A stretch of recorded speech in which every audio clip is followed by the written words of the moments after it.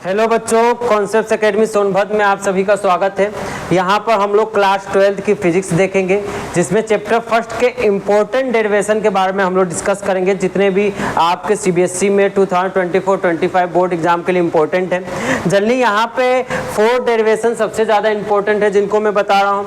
Coulomb's law in vector form, जिनको Newton's third law से भी पूछता है। दूसरा derivation electric field at axial and equatorial due to electric dipole.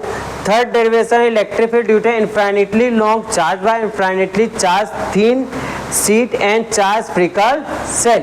And fourth concept है parallel plate का। इस पे न्यूमेरिकल्स भी आ जाते हैं, इसलिए मैं इस कॉन्सेप्ट को भी इसमें इंक्लूड कर रहा हूँ। स्टार्ट करते हैं जो हमारा है Coulomb's law in vector form, जिनको 2 तरीके से एग्जाम में पूछता है बच्चों।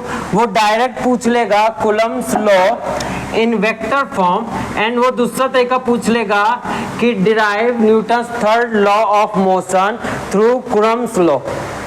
ठीक, तो दोनों तरीके से वो एग्जाम में पूछ सकता है। तो यहाँ पे हम लोग इसे देखते हैं। यहाँ पे सबसे पहले क्या, हम सेम साइन के चार्ज लेते हैं। प्लस भी ले सकते हैं, माइनस भी ले सकते हैं। तो हम 2 प्लस चार्ज लेते हैं। एक मैंने प्लस Q1 चार्ज ले लिया और यहाँ पे प्लस Q2 चार्ज ले लिया। ठीक, अब मैं अगर बात करूं तो सेम चार्ज एक दूसरे को क्या करते हैं बच्चों, रिपल करते हैं। तो चार्ज 2 चार्ज 1 को मेरी साइड फोर्स लगाएगा, रिपल करेगा लेफ्ट साइड। तो मैं क्या इसको नाम दे सकता हूं, फोर्स ऑन 1 ड्यू टू 2, और 1 2 को उस साइड रिपल करेगा, तो मैं इसे कह सकता हूं फोर्स ऑन 2 ड्यू टू 1। और इन दोनों के बीच की डिस्टेंस को मैंने क्या ले लिया है, r। अब जनरली मैं यहाँ वेक्टर फॉर्म की बात कर रहा हूं, तो जो मेरी डिस्टेंस होगी, या जिसको मैं अब डिस्प्लेसमेंट कह रहा हूं या पोजीशन वेक्टर कह रहा हूं, तो उसे भी मुझे वेक्टर फॉर्म में ही लिखना होगा। अब इसे वेक्टर फॉर्म में कैसे लिखा जाए, तो जनरली इसके 2 वेक्टर फॉर्म बन सकते हैं।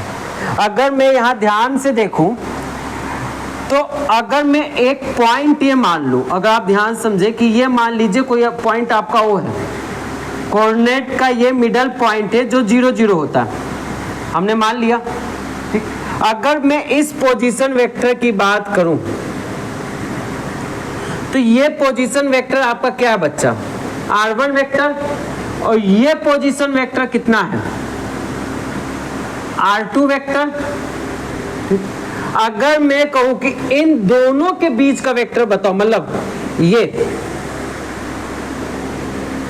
ठीक, तो मैं इसे कैसे बता सकता हूं, r12 वेक्टर, मतलब r1 माइनस r2 वेक्टर। क्या इसी तरीके से हम लोग डिस्टेंस नहीं बताते हैं? मैं एक छोटा सा एग्जांपल यहां पे दे रहा हूं कि अगर आपको अगर A पॉइंट दिया है 2,5 एंड B पॉइंट दिया है 4,1, ठीक, तो अगर आपको एक वेक्टर दिया जाए, ये क्या कहेंगे आप, OA वेक्टर। तो OA वेक्टर अगर मैं फिजिक्स में कहूं तो क्या हो सकता है, 2ik प्लस 5jk। अगर कोई OB वेक्टर पूछे तो क्या होगा बच्चों, 4ik plus 1jk।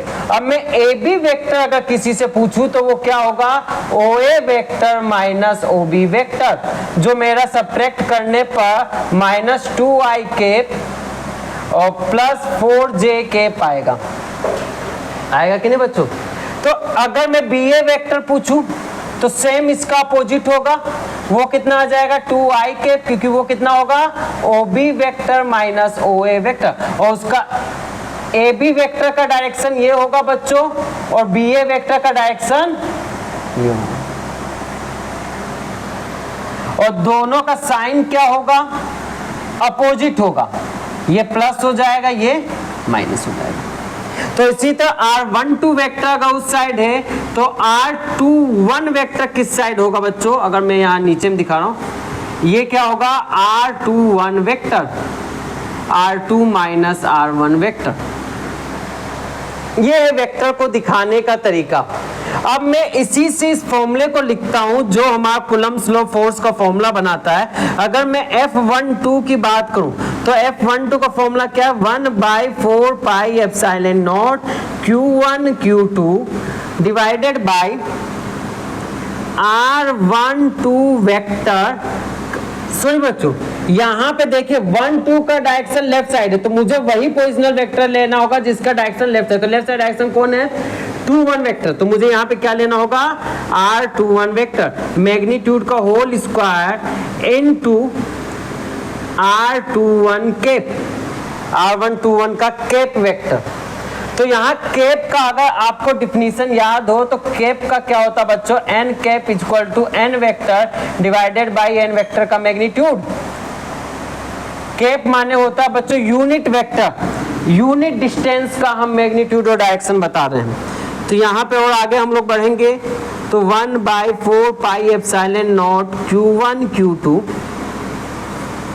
R21 vector, मैं इसे क्या लिख सकता हूं? R21 vector divided by R21 vector का मैग्नीट्यूड। अगर मैं इसे फुल फॉर्मूला लिखूं तो 1/4 pi epsilon naught Q1 Q2 R21 vector magnitude का whole cube into R21 vector. और R21 वेक्टर माने क्या? R2 minus R1। और सेम सिमिलरली अगर मैं बात करूं F21 वेक्टर की तो वो क्या आएगा बच्चों? 1/4 pi epsilon naught Q1 Q2 R12 vector divided by R12 vector का मैग्नीट्यूड का होल क्यूब। तो हम कह सकते हैं R12 vector is equal to minus F21 vector. Force on 1 due to 2, force on 2 due to 1। तो यही आपका इक्वेशन बताता है न्यूटन्स थर्ड लॉ, क्योंकि न्यूटन्स थर्ड लॉ क्या कहता है? Every action has equal and opposite reaction. तो माइनस साइन आपका बताता है कि ये दोनों इक्वल तो हैं, इक्वल हैं, पर माइनस साइन क्या बता रहा है आपका? कि ये क्या है? अपोजिट है। इक्वल है पर क्या है? अपोजिट है। तो ये न्यूटन्स थर्ड लॉ को भी क्या कर रहा है? ये फुलफिल कर रहा है। ठीक है बच्चों, इसके बाद हम नेक्स्ट डेरिवेशन लेके आएंगे।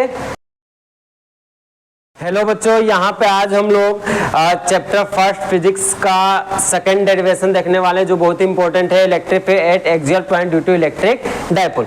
यहाँ पर हम लोग दो चार्ज लेंगे, -q और +q। जैसे कि मैग्नेटिक फील्ड में होता है नॉर्थ और साउथ मिला के डायपोल बनते हैं, वैसे इलेक्ट्रिक फील्ड में -q+q मिला के एक इलेक्ट्रिक डायपोल बनता है। इसका मिड पॉइंट मैंने और ले लिया है, उनके बीच की डिस्टेंस मैंने l ले ली है। ठीक, और मुझे यहाँ पर अगर मैं डायपोल स्ट्रेंथ की बात करूं या डायपोल मोमेंट की बात करूं तो उसका फॉर्मूला क्या होता है? Q × 2l। और उसकी डायरेक्शन कहां से कहां होता है? -q से +q की ओर। तो एक्सियल पॉइंट का क्या मतलब होता है कि अगर जो चार्ज है इनके सेंटर पॉइंट को मिलाने वाली लाइन में अगर कहीं कोई पॉइंट है तो उसको हम क्या कहते हैं? Axial point. और इस लाइन को क्या कहते हैं? Axial line. तो मैंने मान लिया कि एक पॉइंट M यहाँ पर है इसी लाइन में, तो और इसकी डिस्टेंस O से कितनी है? R है।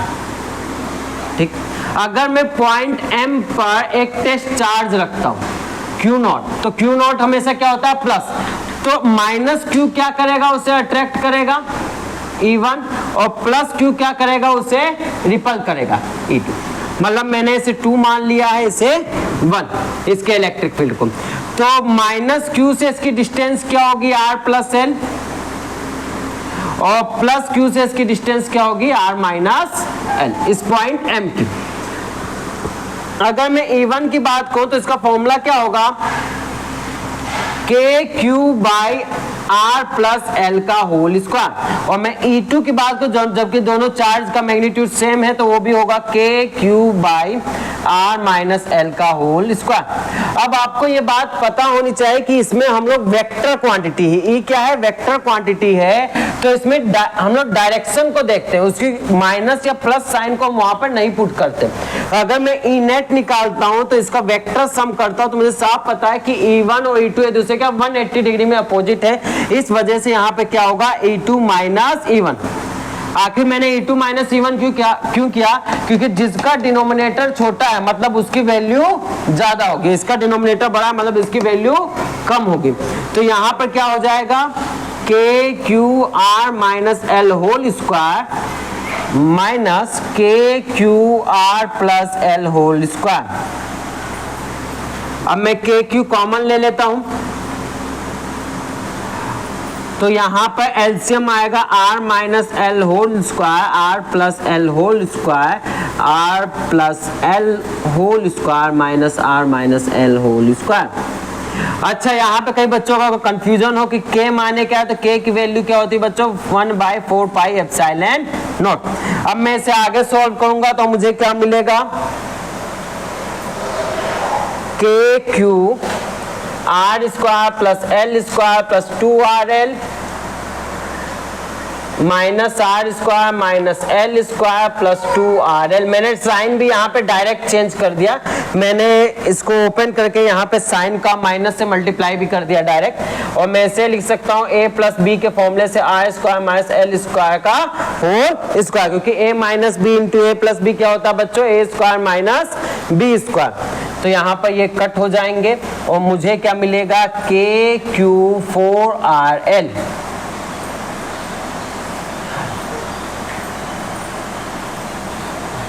अगर मैं यहाँ पे P का फॉर्मूला देखूं तो मैं लिख सकता हूं 2KP, क्योंकि P इक्वल टू क्या होता है बच्चों, Q इंटू 2L।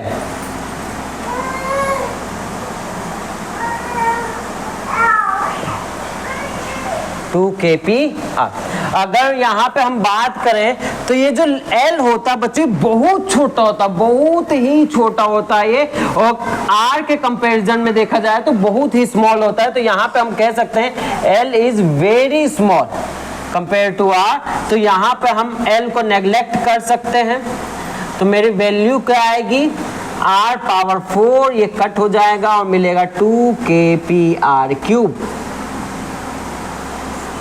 ये नेट इलेक्ट्रिक फील्ड आ गया किसी भी एक्सियल पॉइंट पे डाइपोल का। ठीक है बच्चों, हम लोग नेक्स्ट डेरिवेशन जल्दी लेके आएंगे। ओके, अब एक्सियल पॉइंट की जगह बच्चा हम लोग कौन सा ले रहे हैं, इक्वेटोरियल पॉइंट। यहां पर आप देखिए ध्यान से, मैंने दो चार्ज ले लिए हैं, प्लस क्यू और माइनस क्यू। अब मैं इसके एक्सिस में नहीं, इसके पॉइंट से परपेंडिकुलर डायरेक्शन में किसी पॉइंट पर, किसी पॉइंट M पर क्या पूछ रहा हूं, कितना इलेक्ट्रिक फील्ड होगा, और ये पॉइंट इस चार्ज से कितना एंगल बना रहा है, मैंने मान लिया थीटा एंगल बना रहा है। अगर मैं ध्यान से देखूं तो इस M पॉइंट पे हम लोग टेस्ट चार्ज रखें बच्चों, और टेस्ट चार्ज हमेशा होता कितना है, प्लस। तो ये प्लस चार्ज क्या करेगा, उस टेस्ट चार्ज को रिपल करेगा, इसमें E1 कह दूं, और माइनस क्यू क्या करेगा, माइनस क्यू क्या करेगा, अट्रैक्ट करेगा।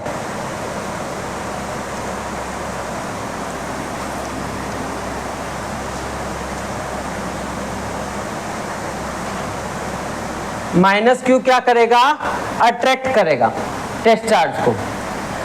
तो अब यहां पर अगर मैं इसके रिजल्टेंट की बात करूं, अगर मैं इसके रिजल्टेंट की बात करूं तो इसका रिजल्टेंट कहीं यहां मिड में होगा, ये एंगल थीटा बनेगा, ये अल्टरनेट एंटी एंगल हो जाएंगे, और ये क्या हो जाएंगे, करस्पॉन्डिंग एंगल। ठीक, अगर मैं E1 के दो पार्ट करूं तो बच्चों क्या बनेंगे, एक बनेगा E साइन थीटा और दूसरा बनेगा E1 कॉस थीटा। मैं मान लेता हूं कि दोनों का इलेक्ट्रिक फील्ड सेम है, सेम चार्ज है, इलेक्ट्रिक फील्ड सेम होगा, और यहां पर क्या होगा, E sine theta E cos theta.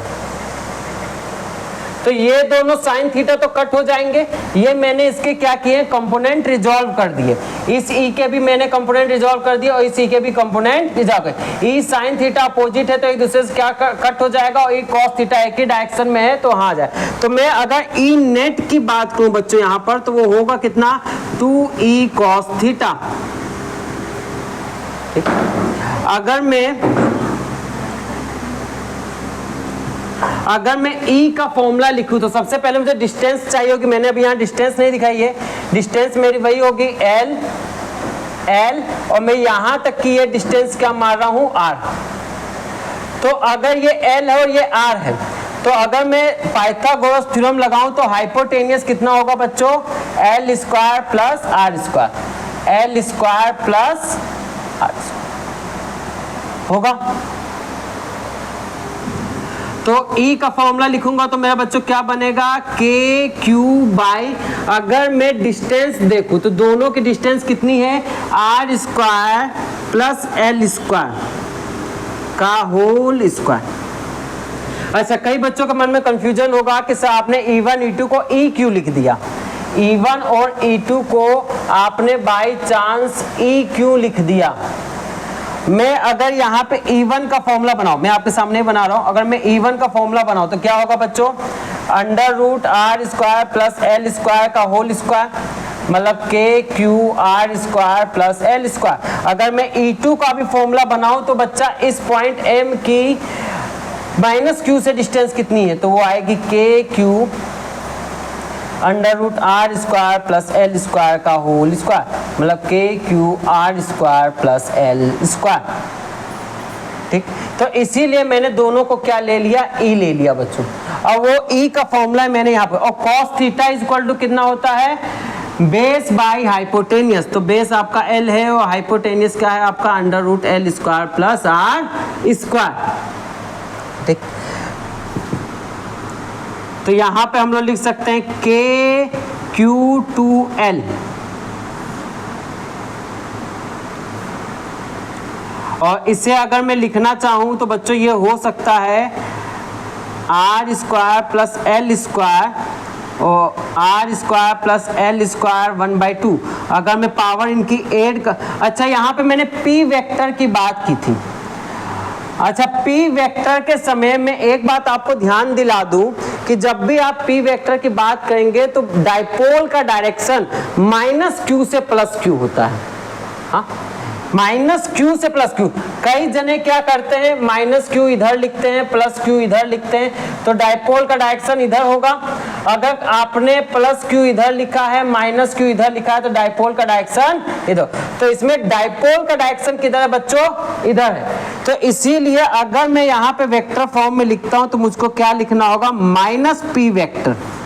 क्या लिखना होगा? Minus P vector R square plus L square 3/2।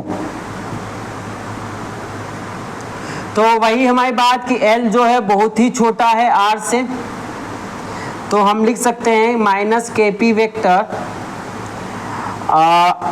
R square into 3/2, तो minus KP vector R cube.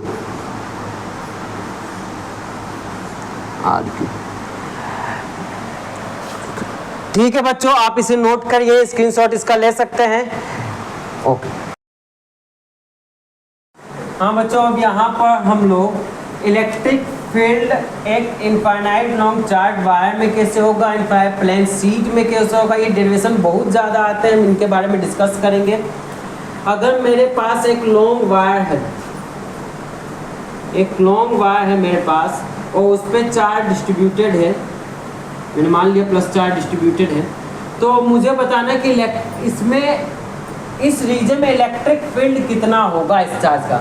तो मुझे यहाँ पे इमेजिनरी एक सरफेस बनाना होगा इसके चारों ओर। मैं जितने लेंथ तक का चार्ज वायर ले रहा हूँ, मैंने मान लिया मैं L लेंथ का वायर लिया, तो इसके चारों तो मैंने एक सिलेंड्रिकल बनाया, ये इनफाइनाइट तक है, ये खत्म नहीं होता, ये इनफाइनाइट है।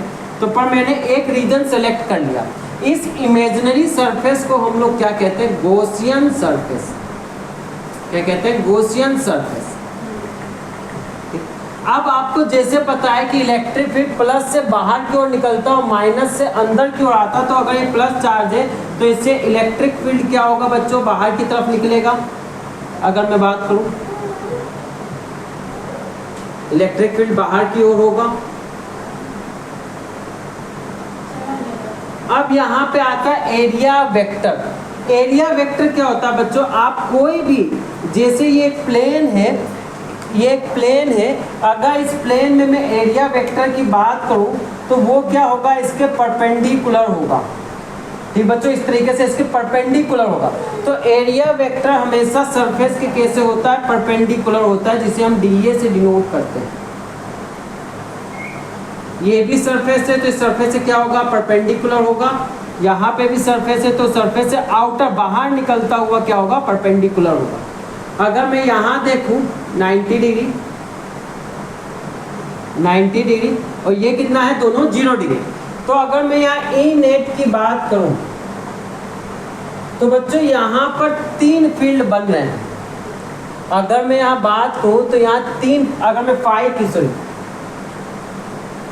फाई की बात करूं तो सबसे पहले तो मैं आपको गॉस थ्योरम ध्यान दिला देना चाहता हूं। जो फाई होता है, फाई का फॉर्मूला क्या होता है, E dot D A equal to Q by epsilon naught. अगर मैं यहाँ फाई नेट की बात करूँ तो बच्चा फाई नेट 3 जगह से मुझे मिलता है, फाई 1, फाई 2, फाई 3। मतलब इस रीजन को मैं 1 मान ले रहा हूँ, यहाँ के रीजन को 2 और ये जो बेस का रीजन इसे क्या मान ले रहा हूँ मैं, 3। तो फाई 1 की बात करूँ तो यहाँ पे डॉट प्रोडक्ट है तो कितना होगा, ई डी ए कॉस 90। अगर मैं फाई 2 की बात करूँ तो कितना होगा, ई डी ए कॉस 0, क्योंकि यहाँ पे एंगल कितना बनना है, ई और डी ए के बीच 0 डिग्री। अगर मैं फाई 3 की बात करूं तो ई डी ए कॉस 90। तो यहाँ पे कॉस 90 की वैल्यू 0 होती है, इसलिए दोनों 0 हो जाएंगे। बाकी क्या बचेगा, E D A phi net equal. और जनरली अगर मैं इस साइन का अगर मैं मतलब बताऊं तो इस साइन का मतलब होता है एरिया। अगर मैं यहाँ पे बात करूँ तो ये जो एरिया कवर कर रहा है सिलेंडर का, कौन सा एरिया कवर कर रहा है, कर्व सरफेस एरिया। और कर्व सरफेस एरिया का बच्चों फॉर्मूला क्या होता है, 2 पाई आर एच।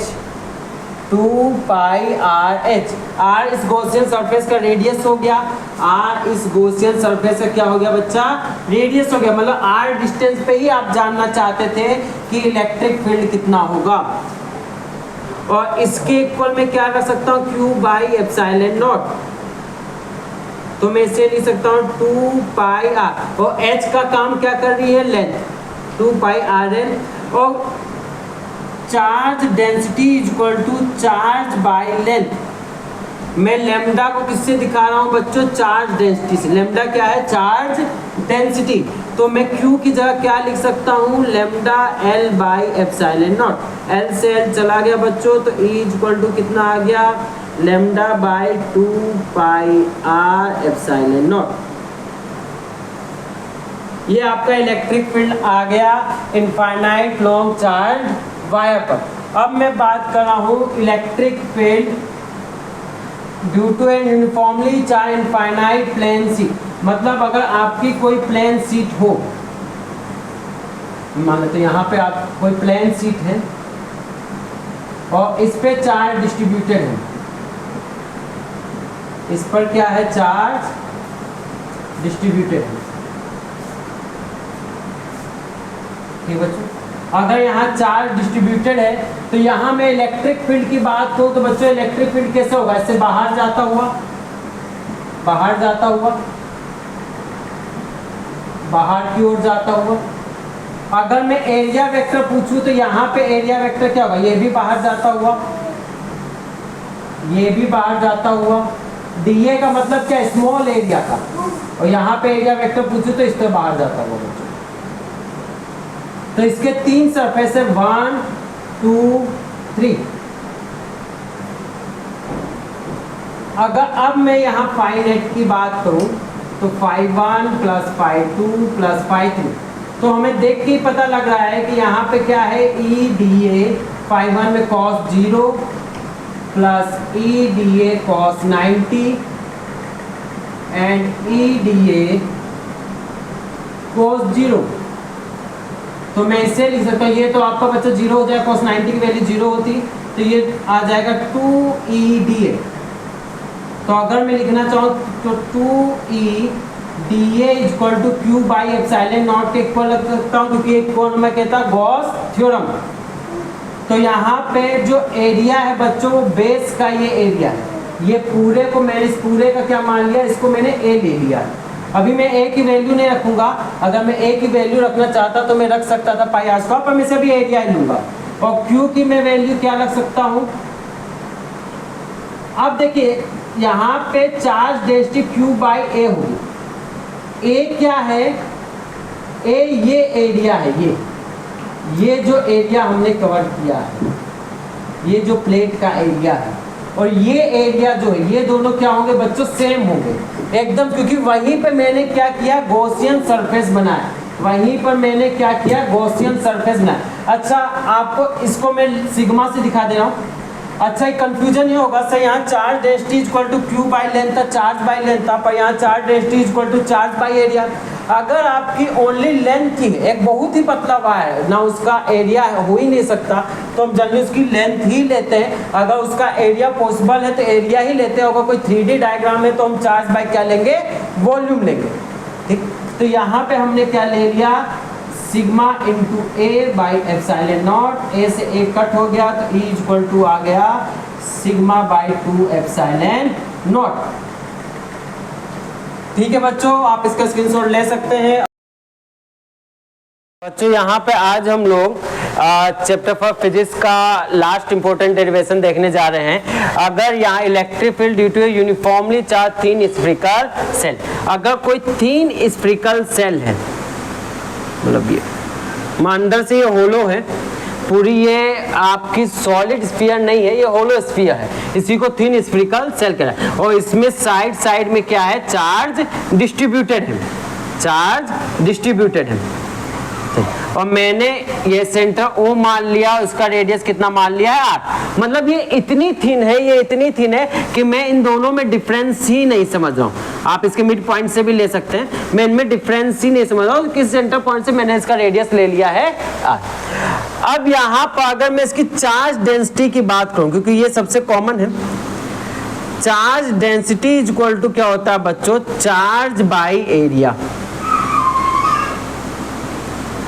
तो चार्ज डेंसिटी को हम लोग किससे दिखाते हैं, सिग्मा से, चार्ज क्यू से, और एरिया इसका कितना होगा 4 पाई आर स्क्वायर। तो हम लोग क्यू इक्वल टू भी लिख सकते हैं सिग्मा 4 पाई आर स्क्वायर। ये दोनों फॉर्मूले हमारे प्रूविंग में काम आएंगे। और मैं दूसरे फॉर्मूले की यहाँ पे बात करता हूँ, गॉस थ्योरम।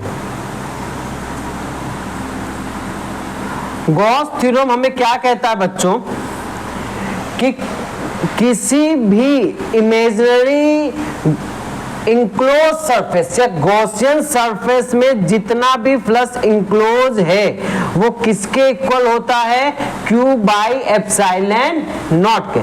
ये हमें ये कौन रूल बताता है, गॉसियन थ्योरम। और ये एक रूल और देते हैं कि ये इलेक्ट्रिक फील्ड इनटू डीए, ये किसके इक्वल होता है, E इंटू डी ए के भी इक्वल होता है, E डॉट डी ए के भी ये क्या होता है, इक्वल होगा। अब यहाँ पे E डॉट डी ए का मतलब क्या है, आखिर डी ए हमें क्या कह रहा है, डी ए माने क्या होता है बच्चों, एरिया ऑफ गॉसियन सरफेस। अब यहाँ पे तो कहीं हमें गॉसियन सरफेस दिख नहीं रहा है, ठीक है, प्रूविंग करते समय मैं उस गॉसियन सरफेस को बनाऊंगा। ये गॉसियन सरफेस का एरिया है, आप इस बात को मत भूलिएगा। या हम इस सिंबल को जब ऐसे लगाते हैं तब यहाँ पे हम क्या करते हैं, कहते हैं एरिया ऑफ गॉसियन सरफेस। अब यहाँ पर ध्यान से देखिए, मैंने क्या कह रहा है, P, कोई पॉइंट P है जो इसके कहा आउटसाइड में लाई कर रहा है। तो आउटसाइड में लाई कर रहा है तो मैं उसी अनुसार क्या करूंगा, अपना स्फीयर बनाऊंगा। पॉइंट P यहाँ पे होगा और इसकी सेंटर से मैंने डिस्टेंस कितनी ले ली है, स्मॉल r। मतलब मैं कह सकता हूं r is greater than r। ठीक, तो अब मैं सेम इसी फॉर्मूले में पुट करूं, E बाहर आ जाएगा, dA Q by epsilon naught.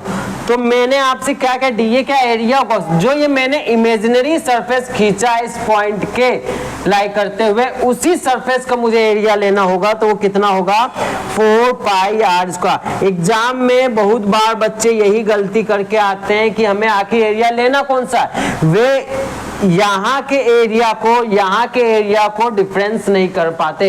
ये गॉसियन सरफेस का एरिया है और ये स्फेरिकल सेल का एरिया है बच्चों, ये ध्यान दीजिएगा। गॉसियन सरफेस बाहर में है तो वो हमें लेना है हमेशा। तो E इक्वल टू कितना होगा, अगर मैं ध्यान दूं तो ये कितना हो जाएगा, Q by 4 pi R square epsilon naught, या मैं इसको लिख सकता हूँ 1 by 4 pi epsilon naught Q by R square. इस तरह से दे सकते हैं बच्चों हम लोग। अगर मैं इसे Q की वैल्यू पुट करना चाहूँ, जो कि मैंने यहाँ पे दिखाई, Q equal to sigma 4 pi R square, तो आप उससे भी पुट कर सकते हैं, sigma 4 pi R square. 4 pi से 4 पाई गया तो ये बच्चा कितना आ गया, sigma R square by epsilon naught R square. ये इलेक्ट्रिक फील्ड का हमारा फॉर्मूला हो गया जब पॉइंट क्या हो, आउटसाइड लाई कर रहा हो। अगर वही पॉइंट सेल पे लाई कर रहा हो, मतलब ये हमारी सेल है और ये सेल है हमारे बच्चों, और ये पॉइंट जो है वो सेल के ऊपर ही लाई कर रहा है, तो R और R दोनों इक्वल होंगे, दोनों में कोई डिफरेंस नहीं होगा, R इक्वल टू R। तो यहाँ पे हम अपने उसी फॉर्मूले को लेके चलते हैं, E dot D A equal to Q by epsilon naught. ठीक, अच्छा आप हर बार कहेंगे सर आप यहाँ डॉट प्रोडक्ट तो लगा रहे हैं, पर डॉट प्रोडक्ट का रूल तो नहीं लगा रहे हैं, क्योंकि डॉट प्रोडक्ट का रूल क्या होता है बच्चों, कॉस थीटा। आखिर एरिया और डीए के बीच में एंगल बन कितना रहा है, आपको हमेशा पता हो जाए। अगर मैं किसी भी स्फेरिकल सेल की बात करता हूं तो उसका इलेक्ट्रिक फील्ड हमेशा कैसे होता है, आउटसाइड, और इलेक्ट्रिक फील्ड आप कहीं भी इसके देखेंगे तो वो हमेशा कैसा होगा, आउटसाइड निकलता होगा, परपेंडिकुलर, सेंटर से जाता हुआ। और उसके बाद इसका एरिया वेक्टर भी जो होगा वो स्फीयर के क्या होता है, हमेशा परपेंडिकुलर। इस वजह से यहाँ पे दोनों के बीच में कितना एंगल बनना है, 0 डिग्री। ये बात आप यहां पे भी कर सकते हैं। मैं यहां दिखा देता हूं इस चीज को, ठीक है, ई D A cos 0 degree Q by epsilon not. अब यहां पर देखिए बच्चों, यहां पर क्या है कि अगर मैं बात करूं जो एरिया इनक्लोज किया जा रहा है इसके द्वारा, तो वो कितना है, 4 पाई आर स्क्वायर। और अगर मैं बात करूं, इसे मैं कैपिटल है स्मॉल आर कुछ भी लिख सकता हूं, क्योंकि दोनों क्या है, अब इक्वल है। और क्यू की भी बात करूं तो वो कितना है, 4 पाई आर स्क्वायर। तो ये दोनों कट हो जाएंगे और मुझे ई की वैल्यू मिलेगी क्या, सिग्मा बाई एप्सिलॉन नॉट। ठीक, अब मैं थर्ड पॉइंट पे आता हूं